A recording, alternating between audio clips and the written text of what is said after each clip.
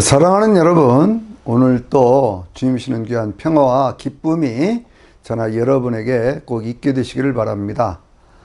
이스라엘 사람들은요, 이렇게 하나님 앞에 대속죄의 제사를 드린 다음에 제사장들이 늘 그들을 위해서 축복하고 그들이 반복하던 그러한 기도문이 있지요. 그것이 이제 민수기 6장 23절과 24절에 있는 말씀 보면요, 여호와께서 내게 복을 주시기를 원하며 여호와 하나님께서 너를 지키시기를 원하노라, 이렇게 말씀을 하면서요, 여호와 하나님께서 너에게 얼굴을 향하사 너에게 어떤 그런 뭐라고 말씀하고 있죠? 은혜를 주시며, 또 뭐라고 말씀하냐면 여호와 하나님께서 너희에게 얼굴을 드사 너에게 평강을 주시기를 원하노라, 이러한 말씀으로 세상에 축복을 하고, 그 축복하는 내용 속에 그 백성들이 화답하는 그러한 일들을 했던 것을 볼 수가 있거든요.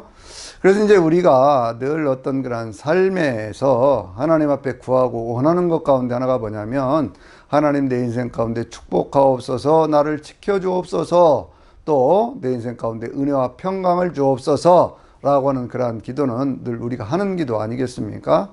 시편 121편 1절부터 8절까지 있는 그러한 말씀들에도요, 굉장히 귀한 어떤 그러한 축복들이 있는데, 이러한 축복의 말씀들 가운데 1절에 있는 말씀을 보면은요, 내가 산을 향하여 눈을 들리라, 나의 도움이 어디서 올꼬, 천지를 지으신 여호와께로소이다 라고 하는 말씀이 그 1절과 2절에 있는 그런 말씀 속에 있는 것을 볼 수가 있어요. 늘 우리는 우리의 눈을 이 세상 모든 만물을 만드신 하나님을 향한 그러한 절대적인 믿음을 가지고 오늘 또 세상을 이겨나갈 수 있는 그러한 저나 여러분이 되시기를 바랍니다. 오늘은 제가요, 예수님의 성전 청결, 그 참된 의미는 이라고 하는 제목으로 말씀을 드리도록 그렇게 하겠습니다. 예수님께서는요, 이제 우리로 보면 주일날이죠. 주일날 예루살렘 성에 들어가셔서 그 성을 한번 다 돌아보시고 성전을 쭉 한번 돌아보신 다음에 그 다음 날 이제 예루살렘 성을 향해서 다시 베다니 마을에서부터 출발을 해서 그렇게 해서 그 성을 향해서 가십니다. 이 과정 속에서 마가복음에는 어떤 그런 이러한 일들이 하나가 기록이 되어 있잖아요. 거기에 어떤 얘기가 있냐면 예수님께서 그 길을 가시는데 중간에 좀 시장하셨어요. 아침에 좀 일찍 출발하셨는가 보죠.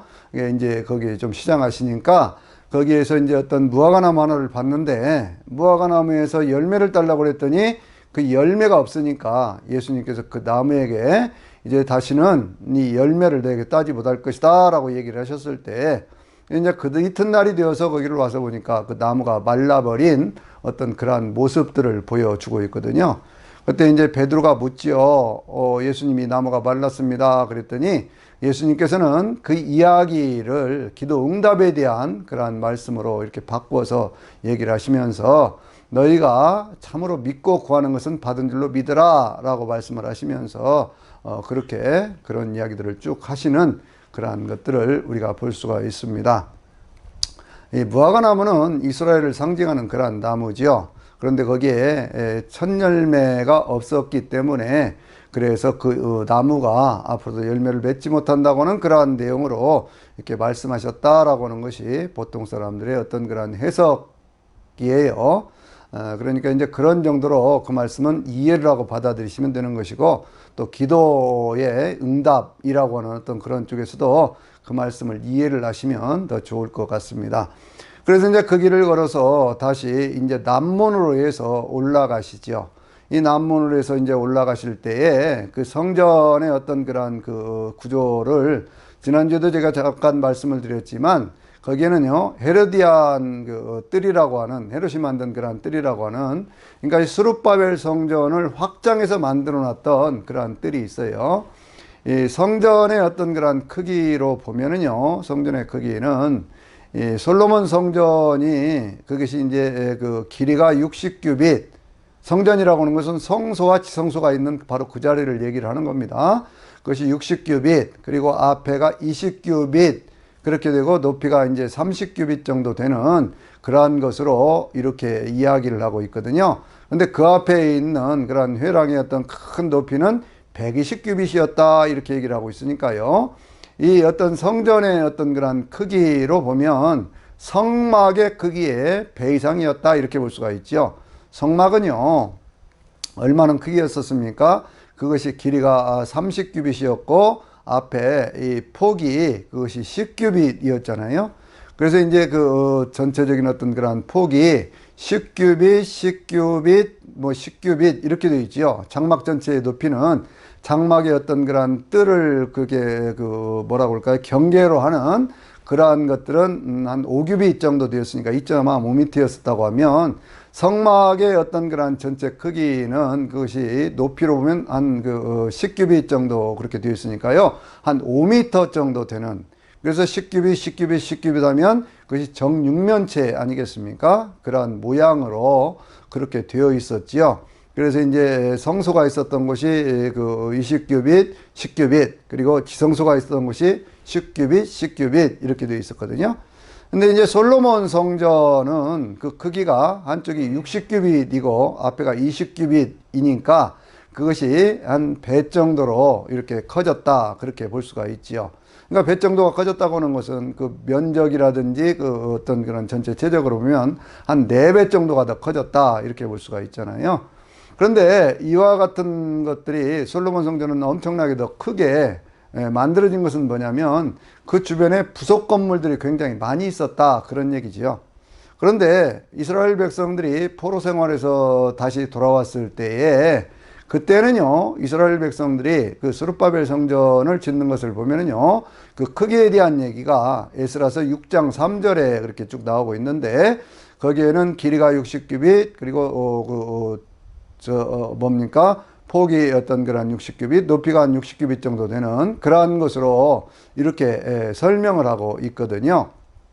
그런데 그 가운데 이제 솔로몬 성전의 어떤 그런 전체 크기로 보면 그것이 60규빗, 20규빗, 그렇게 되어 있었으니까요.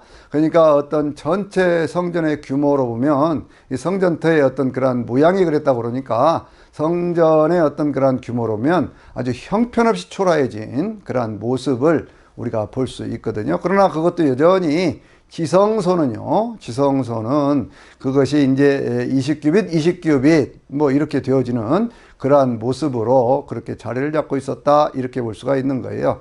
그러니까 길이가 60규빗, 앞에 성전은 그것은 한 20규빗 뭐 이렇게 되는 그렇게 해가지고 이쪽 성소 쪽이 그 40규빗, 20규빗 그리고 지성소가 20규빗, 20규빗 그러니까 10m, 10m 뭐 이런 정도로 이렇게 되어 있었다 이렇게 우리가 볼 수가 있는 것이죠. 근데 이것을 헤롯은요 엄청난 크기로 그것을 확장을 해가기 시작을 합니다. 그 AD, BC 보통 한 20년 혹은 18년 뭐 그때부터 시작을 해가지고 예수님이 이렇게 마지막 활동하시던 때가 보통 29년, 30년 그러니까 이제 그 한 46년 이상을 그것을 진 것으로 이렇게 되어 있고 그것이 준공이 된 것은 AD 64년이니까요. AD 64년은 아주 유명한 해지요. 네로가 그 네로의 그 대화제가 로마에 있었던 그러한 시절 아닙니까? 그리고 66년부터 로마의 어떤 그러한 침략에 의해서 유대 전쟁이 일어나면서 70년에 완전히 망하게 되는데 그러니까 준공된 지 한 6년쯤 되었을 때요. 완전히 이 예루살렘 성전이 파괴가 되는 그러한 모습을 보여주고 있지요.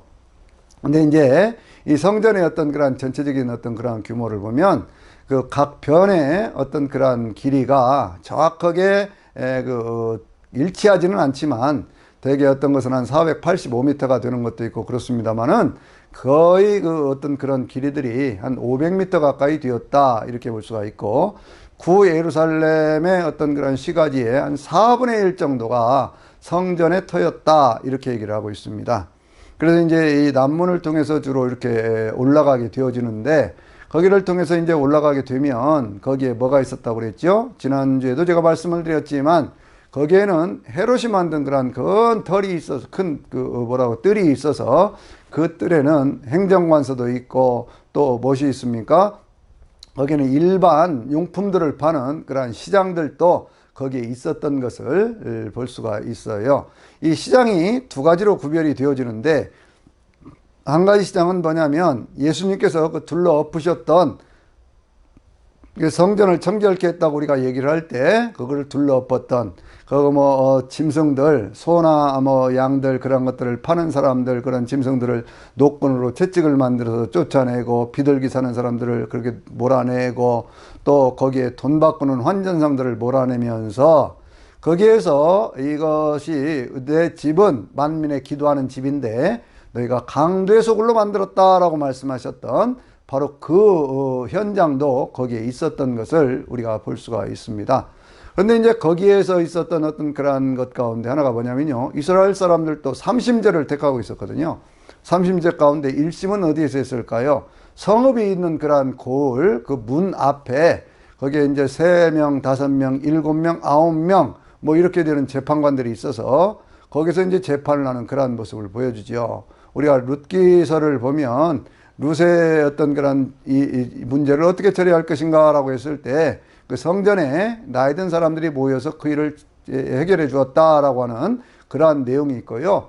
그리고 이제 우리로 말하면 고등법원과 같은 것도 바로 성전에 그런 헤롯의 어떤 그런 성전 행정관서가 있어서 거기에는 이제 23명으로 되어 있는 그러한 사람들이 거기에서 그한 재판을 했고요. 그리고 사내들인이 최종심입니다. 그것이 이제 대법원과 같은 그러한 역할을 해서 71명의 사람들이 거기에 모여서 그러한 재판을 했던 것을 볼 수가 있죠. 근데 예수님의 재판에 대한 것을 다음에 다시 말씀을 드리겠지만, 이 재판이 잘못된 재판이라고 하는 것은 1심을 거친 것도 아니고 2심을 거친 것도 아니고 대법원 판결로 바로 확정 판결해서 그렇게 해서 사형을 바로 판결이 난 바로 그날에 예수님을 그 십자가에 못 박는 그러한 무도한 짓을 그들이 저질렀다라고 하는 것을 우리가 이제 성경을 통해서도 발견할 수가 있는 것이거든요. 이제 이 헤롯의 어떤 그러한 뜰을 넘어가면 그 가운데 이제 이방인의 뜰을 넘어가면 여인의 뜰이 있는데 거기에 들어가는 4개의 문이 있어서 동문, 동문, 남문, 서문, 북문 이렇게 4개의 문이 거기가 있는데 그 문들은 각각 들어가는 사람들이 좀 달라요. 동쪽에 있는 그러한 문은 누가 들어가느냐 그러면 거기에 헌금을 많이 하는 그러한 사람들은 그 문을 주로 이렇게 이용을 합니다. 동쪽에 있는 문을요. 보통 사람들은 어디로 들어가요? 여전히 남쪽에 있는 그 문을 향해서 들어가고요. 서쪽에 있는 문은 그것은 그 이제 바로 지성소 가장 가까운 쪽에 있는 그러한 문이 그쪽에 있어서 그쪽에 이제 아사셀 양이라든지 이러한 양들을 이렇게 그쪽으로 이렇게 거기에 이제 제사장들이라든지 이런 사람들이 들어가는 어떤 그러한 역할들, 바로 그러한 것들이 그 가운데 이루어지는 그러한 모습들을 우리가 볼 수가 있거든요. 근데 이 여인의 뜰에서는 어떤 것이 있느냐? 여인의 뜰이라고 하는 것은 그것은 이제 이스라엘의 여인들이 들어가는 그러한 장소예요.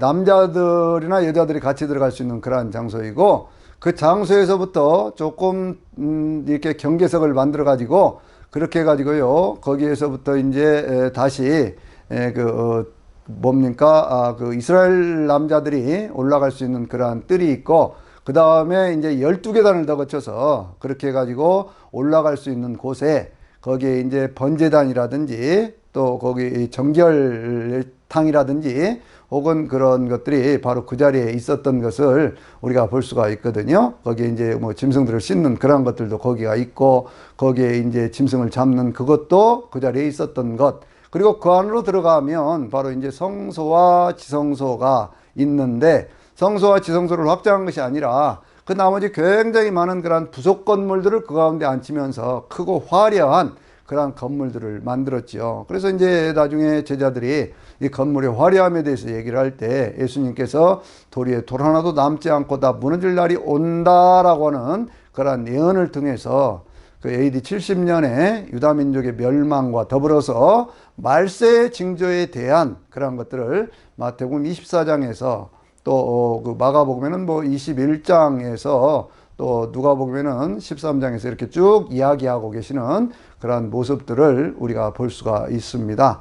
그런데 이 여인의 뜰에 있는 어떤 그러한 곳에는요, 어떤 일이 있냐면 거기에는 이제 우리가 등대가 있는데 네 귀퉁이에 네 등대가 있어요. 네 등대가 있어서 그것을 이제 그 초막절이 시작이 되어지면 초막절 날 거기에다 이제 등대를 다 밝혀서 거기에서 이제 하루 종일 올라이트를 하는 것이죠. 모든 사람들이 모여서 거기에 축제를 즐기는 그러한 모습을 볼 수가 있는데 바로 그때의 그 모습을 성경은 요한복음 7장에서 초막절에 예수님께서요 그런 말씀을 하시잖아요.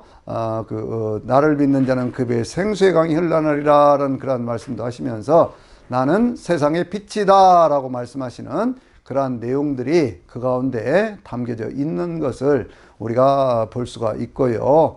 그리고 이제 그 여인의 뜰에는 뭐가 있었느냐 그러면 헌금함이 있었거든요. 헌금함이 한 13개 정도가 그렇게 있어서 그 13개의 헌금함이 있는 바로 그곳에서 예수님께서 말씀을 하시는 그러한 모습을 우리가 볼 수가 있지요. 그 가운데 이제 과부가 헌금하는 그러한 모습, 부자들이 헌금하는 그러한 모습을 보면서 예수님께서요, 그 가운데 과부의 헌금하는 그러한 모습을 예수님께서 칭찬하시는 그러한 내용도 그 가운데 있는 것을 볼 수가 있습니다.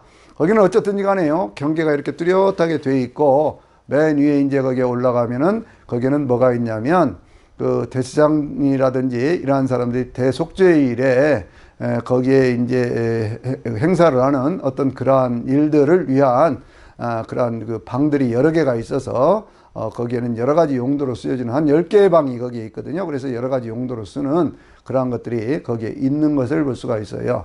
근데 성전 청결 사건이라고 하는 것은 그러니까 성소와 지성소에 관한 그러한 얘기가 아닙니다. 이 얘기는 어떤 얘기냐 그러면 두 개의 시장 가운데 보통 일반적으로 쓰는 어떤 그러한 물품들에 대한 것이 아니고 거기에 어떤 제사용품으로 쓰는 어떤 그러한 것들인데 거기에 보면요, 예수님께서 거기에 이제 어떤 그런 짐승들을 팔지 못하게 하고 그러면서 거기에 돈을 바꾸는 사람들의 상을 뒤집어 엎으면서 이렇게 말씀하고 있잖아요. 그러니까 돈을 바꾸는 사람들에 대한 이야기가 왜 거기에 있느냐 그러면 거기는요, 누가 그것을 운영하고 있었느냐 그러면 그 당시에 제사장이 가야바인데 가야바의 장인이 안나스였거든요. 그러니까 이제 복음서를 보면 안나스가 나오고 가야바가 나오지 않습니까? 그러니까 안나스가 한 9년 정도 이렇게 제사장직을 수행을 하다가 그다가 이제 그것을 자기 사위에게 물려줬던 거예요. 그러니까 안나스가 그것을 운영하고 있었어요. 그러니까 그것을 운영하면서 주로 어떤 일을 했느냐 그러면 성전세를 내게 하는데 성전세가 얼만큼이냐 그러면요 그 성전세라고 하는 것이 보통 뭡니까 반세겔 이렇게 얘기를 하지요. 반세겔이라고 하는 것은 뭐냐면 한 세겔이 이제 이스라엘에서 주로 쓰던 어떤 화폐 단위가 세 가지가 있는데 세겔이라는 단어가 있고 드라크마라는 단어가 있고 그 단위가 있고 또 그 데나리온이라는 그런 단어가 있는 이 단위가 있는데 이 세겔이라고 하는 것은 유대 사람들이 쓰는 그런 것이고요. 이 드라크마라고 하는 그리스의 어떤 그런 화폐 단위고요.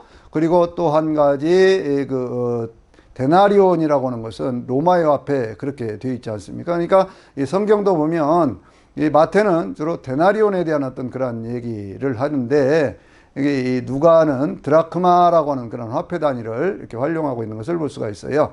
근데 한 세겔이라고 하는 것이 얼만큼이냐 그러면 이 세겔이라는 것도 두 가지 종류가 있거든요. 하나는 성전 세겔이 있고 일반 사람들이 쓰는 세겔이 있고 그러는데 성전에 헌금을 할 때 그것을 반드시 성전 세겔로 바꾸어서 하도록 그렇게 했습니다. 근데 이것도 좀 웃기는 것은 뭐냐면 이 성전 세겔을 어디서 만드느냐 그러면 두로라고 하는 곳에서 만든 은전으로 만들었거든요. 두로는 이방의 나라 아닙니까? 근데 이방 나라에서 만든 그 은전을 가지고 성전 세겔로 쓰면서 이 사람들은요 이 성전 세겔이 한 4데나리온쯤 되니까 오늘날로 얘기를 하면요 한 40만 원 정도 되는 그런 가치가 있는 것이거든요. 근데 이제 그 성인 남자들 20세 이상 된 사람들은요 보통 얼만큼을 내느냐 그러면 반세겔을 내게 돼 있어요. 그러니까 뭐 1년에 한 20만 원 정도 되는 것은 성전세로 의무적으로 내도록 그렇게 되어 있는 것입니다. 그러니까 예수님을 찾아와서 당신 선생님은 이 베드로라든지 이런 제자들한테 와서 당신 선생님은 성전세를 내지 않습니까? 라고 얘기를 했을 때 예수님께서 베드로에게 저희 가서 물고기를 잡으면 그 물고기의 입에 한 세겔이 있을 거니까 그걸 가지고 너와 내 것을 내라. 이렇게 말씀하셨던 그러한 배경도 거기에서 우리가 이해할 수가 있는 것이죠.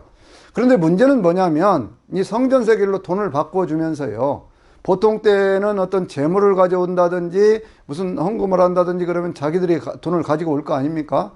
그런데 어떤 짐승을 가지고 오면요. 짐승을 그것을 아주 세밀히 살펴보는 거예요. 재물은 어떻게 되게 되어 있습니까? 흠이 없고 어떤 점이 없는 그런 것이라고 얘기를 하잖아요. 그런데 자기들이 가지고 오는 어떤 사람들이 가지고 오는 그런 양이나 뭐 어떤 소나 이런 것들은 아주 세밀히 검사를 하다 보면 거기에 흠이 잡힐 거 아니에요? 그러니까 그것은 못 드리게 되어 있으니까 거기서 어차피 사야 되는 것이거든요. 그러니까 아주 비싸게 폭리를 취해가지고 그걸 팝니다. 그리고는 또 그것을 가지고 또 무엇을 하느냐 그러면 성전 세계를로 이렇게 바꿔주면서 환전이라고 하잖아요. 환차익을 누리기 위해서 거기에다 엄청난 폭리를 취해가지고 그렇게 해가지고는 그 돈을 바꿔주는 거예요. 거기서 막대한 부가 형성이 되지 않습니까? 그러니까 막대한 부가 형성이 된다는 것을 우리는 어디서 알 수 있냐면 예수님을 가두었던 그 가야바라고 하는 대제사장 집을 보면은요. 거기는 굉장히 집이 화려하고 뜰이 넓고 그리고 거기에 사설 감옥도 있고 그리고 거기에 종들이 많이 있는 어떤 그러한 모습을 보여주지 않습니까? 그러한 부를 만들어서 보통의 어떤 그런 그 제사장들이나 이런 사람들은요, 예루살렘에 살지를 못했습니다. 어떤 뭐 여리고라든지 어떤 지역에 나가서 이렇게 사는데 이 사람들은 아주 화려한 집을 짓고 많은 시정들을 거느리고 사병들까지 거느리면서 그러면서 그들은 후아오식을 그렇게 하면서 후아오식을 하면서 그렇게 살았거든요. 그렇게 살 수 있었던 것이 뭐냐? 바로 성전에서 드리는 제사 속에 혹은 헌금을 드리는 그 속에 그들이 취했던 그 폭리라고 하는 것이 엄청난 부를 만들었고 그 부를 나누어 가지면서 그러한 일들이 있었다 그런 얘기. 그러니까 그 어떤 모양은 하나님 앞에 예배를 드리는 것 같은데 하나님 앞에 예배를 드리기 위해서 제사를 지내기 위해서 쓰여지는 그 모든 것들을 통해서 거기에 있던 어떤 제사장들이 큰 폭리를 취해서 자기들의 사리 사욕을 취하고 있는 그러한 모습을 보여주고 있었던 거예요. 그러니까 예수님께서요, 내 집은 만민의 기도하는 집인데 너희가 강도의 소굴로 만들었구나 라고 말씀하시면서 그것을 깨끗하게 청결케 하는 그 당연한 이유가 바로 거기에 있었던 것이죠. 여러분들, 그 어떤 성전의 어떤 그런 참된 의미는 뭐냐? 그러면 그것은 하나님이 임재하신다라고 하는 그런 의미가 그 가운데 있는 것이거든요. 그래서요, 이 성전이라고 하는 곳의 어떤 그런 역사를 생각해 보면 성전은 에덴 동산에서부터 출발을 하죠. 그래서 에덴 성전 우리가 이렇게 얘기할 수 있습니다. 또 하나의 성전을 뭐라고 얘기할 수 있느냐? 그러면 그 성전을 그것을 성막성전 우리가 그렇게 얘기할 수 있죠. 주님의 영광이 늘 거기에 임재하고 있었고 주님께서 불기둥과 구름기둥으로 그들을 인도해 가셨고 거기에 지성소 안에는 뭐가 있었어요? 하나님의 언약궤가 있어서 그 언약궤 안에 이 아론의 쌍난지팡이라든지 만나 항아리라든지 혹은 그 십계명의 두돌판이 그 가운데 있었거든요. 그리고는 이제 두 그룹이 이렇게 팔을 이렇게 하고 있는 그 자리에 바로 그 밑에가 속죄소가 있어서 거기에다 이제 그 대속죄일이 되면 바로 거기에 피를 뿌려서 이스라엘 백성들의 1년간 있던 모든 죄를 속하는 그러한 의식을 했던 거 아니겠습니까? 그러니까 이제 그 피를 뿌리는 그러한 의식이 왜 그것이 성립을 하느냐 그러면 이스라엘 사람들은 이렇게 생각을 했어요. 어떤 내가 죄를 짓잖아요. 죄를 짓게 되면 이 죄가 그 성막이라든지 성전에 가서 달라붙는다고 생각을 했습니다. 그러니까 그 피를 그걸 씻어내야 죄가 사함을 받는 거거든요. 그러니까 1년에 한 번씩 대속죄일이라고 하는 그런 날에 짐승을 잡아서 거기에 피를 뿌림으로 해서 성전을 성결케 함으로 해서 자기들의 죄의 문제가 해결이 된다라고 생각을 했고 아사셀 양이라고 하는 그 양을 한 마리 그것을 이제 들판으로 내몰아서 유대 광야로 내몰아서 그 유대 광야에서 그 모든 죄를 지고 그 이 염소가 죽으면 거기에서 모든 죄가 용서를 받는다 그렇게 해서 했던 거거든요. 그런데 이 성막의 어떤 그런 역사 속에서 그것이 이제 이스라엘 백성들이 가나안 땅으로 들어와 가지고 실로의 성전이 있다가 거기에서 그 뭡니까 그 사무엘 시대 그 엘리 제사장 시대에 그때 그 언약궤를 블레셋 사람들에게 뺏기지 않습니까? 그 뺏겼던 그런 그 언약궤 그렇게 해가지고 그것이 다시 이제 다윗이 그 여부스의 집에 있던 그러한 여부 사람 오베데돔이라고 하는 사람의 집에 있던 그 언약궤를 다윗성으로 이렇게 모셔드렸지요. 그리고 이제 그 언약궤가 다시 솔로몬이 성전을 지을 때 그 성전 안에 지성소에 그것이 안치가 되거든요. 근데 안치가 될 때 보니까요, 거기에는 아론의 쌍난 지팡이라든지 혹은 만나 항아리가 없어지고 그 가운데는 오직 하나님의 두돌판만 있었다, 그 말씀이에요.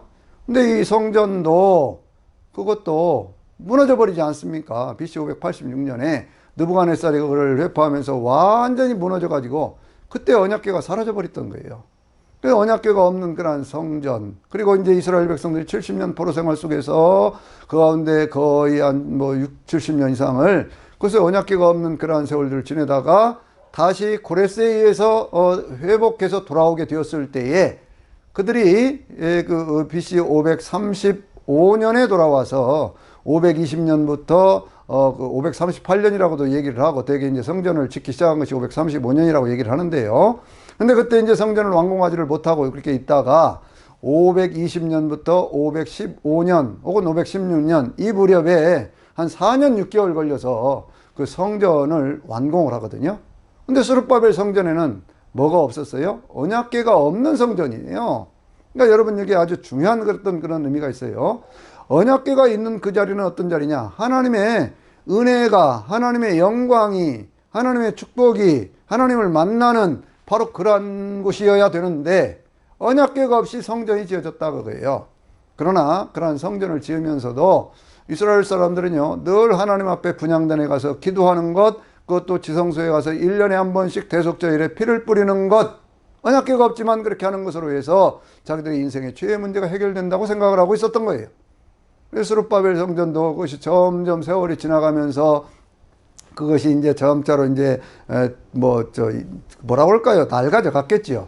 낡아져 가는 어떤 그러한 그 성전을 헤롯이 이제 자기가 이제 헤롯의 분봉왕이 되면서 유대인들의 환심을 사기 위해서 거기다 엄청난 규모로 그 본성전이 아닌 그 외에 주변에 많은 건물들을 짓고 또 거기에 올라가는 여러 가지 어떤 그런 것들을 만들어내면서 그들이 바로 그 성전이라고는 그런 의식을 하는데, 그런데 문제는 어디에 있느냐?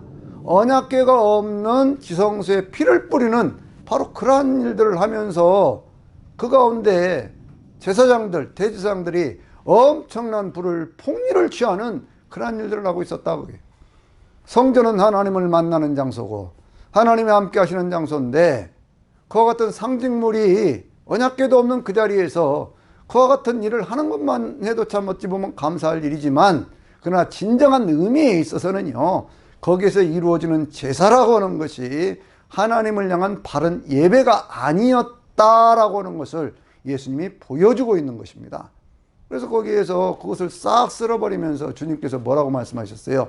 너희가 이 성전을 헐라 내가 사흘 만에 다시 세우리라, 그렇게 말씀을 하실 때에 그 성전에 대한 것들을 예수님은 뭐라고 말씀하셨어요? 자기의 육체를 가리켜서 하신 말씀이다, 이렇게 얘기를 하고 있는 것이죠.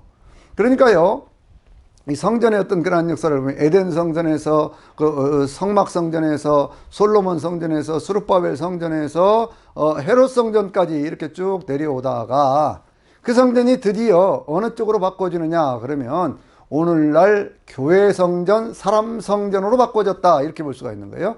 그리고 맨 마지막에 7번째로 이루어질 그 성전이 어떤 성전일까요? 그것이 바로 천국의 성전이라고 하는 것이죠. 예수님께서 그 모든 어떤 종교적인 것들을 개혁하시면서 그것을 성경은 예수님께서 그 개혁하실 때까지라고 하는 말씀을 히브리서 10장 9절에서 예수님께서 그것을 개혁하실 때까지라고 하는 그러한 말씀으로 그것을 확증하고 있는 것을 볼 수가 있거든요. 그러니까 그 모든 것들이 이제 개혁되어서 새롭게 되어지는 거예요.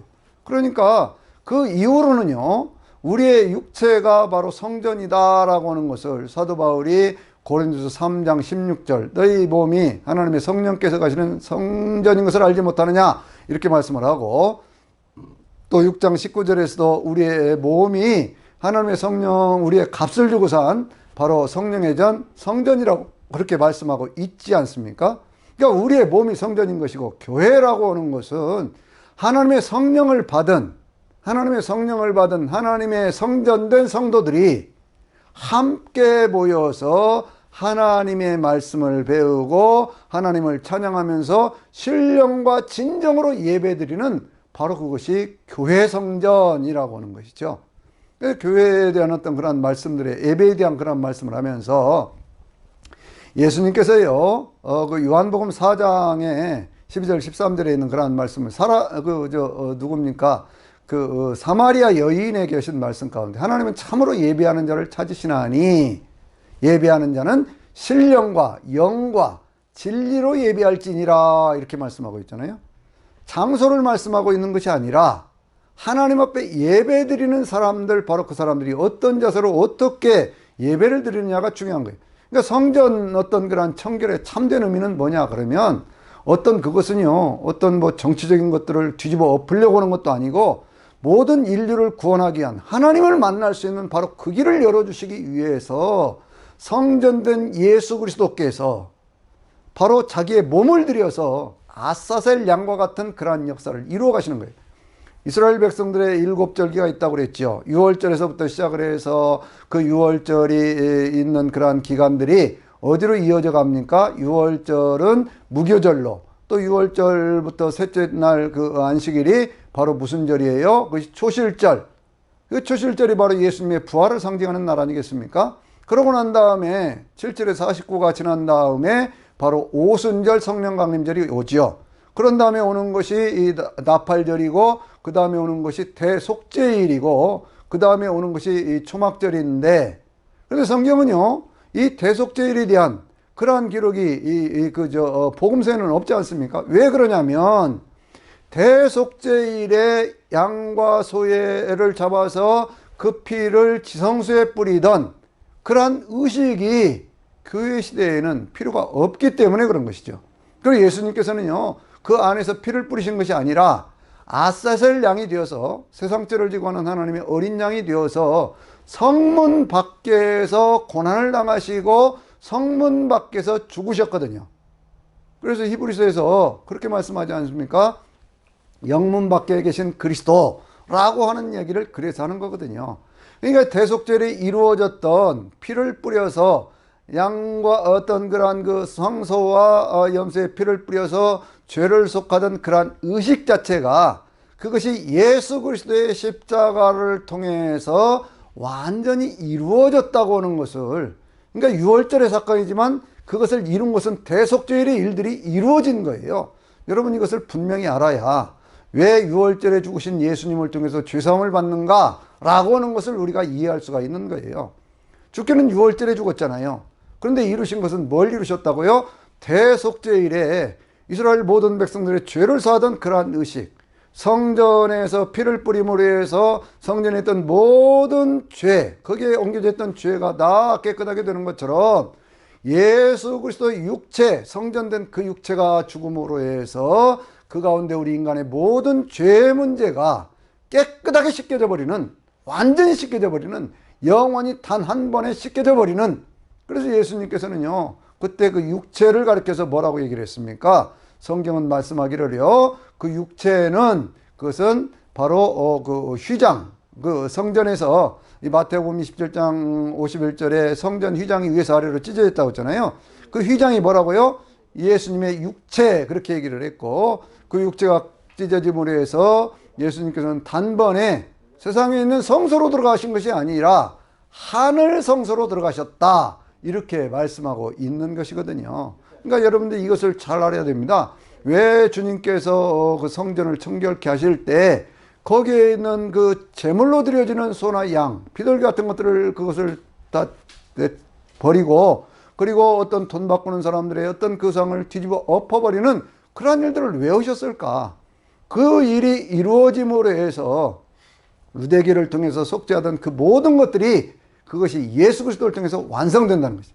예수님께서 하신 그런 말씀을 보면, 예수님은요 에베소 2장에 있는 그런 말씀 보면 중간에 막힌 담을 넣으셨다라고 말씀하시면서 유대인과 어떤 이방인들 사이에 있었던 그런 담이 허물어져 버리는, 예수 그리스도 안에서 허물어져 버리는 그런 모습을 보여주고 있고, 예수 그리스도가 모퉁이 돌이 되고 우리는 거기에 이어지는 그런 돌들이 되어져서 하나의 교회를 지어가는 그러한 모습들, 사람 성전으로서 이어져가는 어떤 그러한 모습들을 우리가 볼 수가 있잖아요. 예수님께서는 성전 안에서 되어지는 어떤 그러한 일들 속에서 나는 세상의 빛이라고도 말씀을 하셨고, 또 예수님께서는 내가 생명의 떡이다 이렇게 말씀을 하셨잖아요.